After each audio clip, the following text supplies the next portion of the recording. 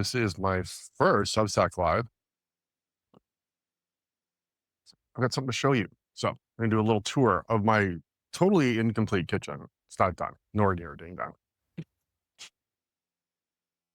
But my thing that I'm very, very happy about is this vintage Viking 36-inch range I found on Facebook Marketplace.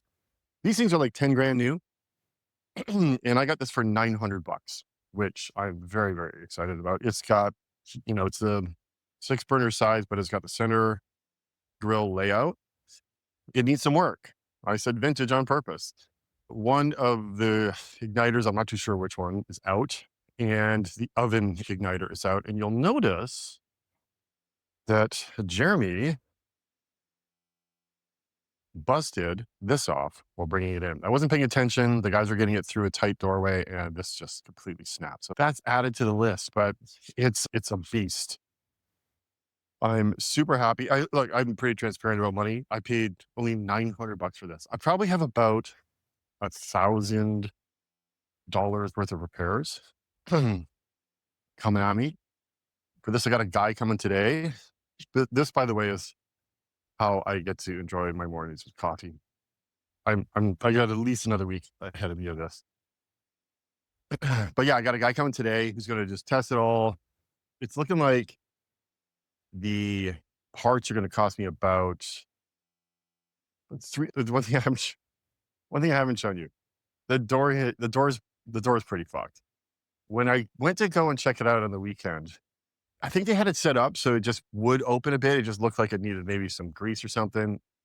No, when my son brought it, they got my son runs a moving company. He and a buddy went to pick it up. They had this thing ratcheted pretty tight. I think it shifted the door, and the door hinges are toast. So I got to buy brand new door hinges. Hopefully not a whole new door system. That would be outrageously expensive.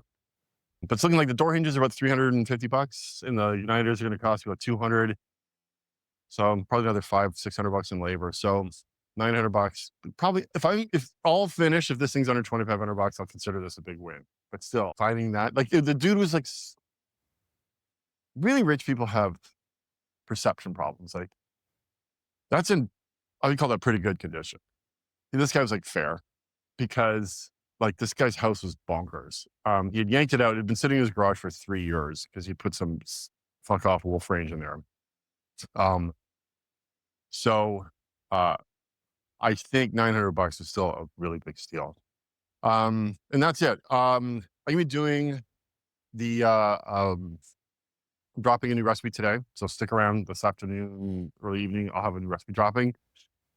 And I'm going to do a really interesting recipe next week. I'm going to be doing sort of a story, kind of an intro to a podcast I'm going to be launching. The working title currently is Recipes, Origin Stories, where I bring in guests and we talk about a dish that was important to them in their childhood, or an important moment in their life, like when they proposed or got proposed to, or they give me the dish, I recreate it, and we just have a discussion. That's it. So I'm going to tell the story of how all this started and where that sort of story arc for me,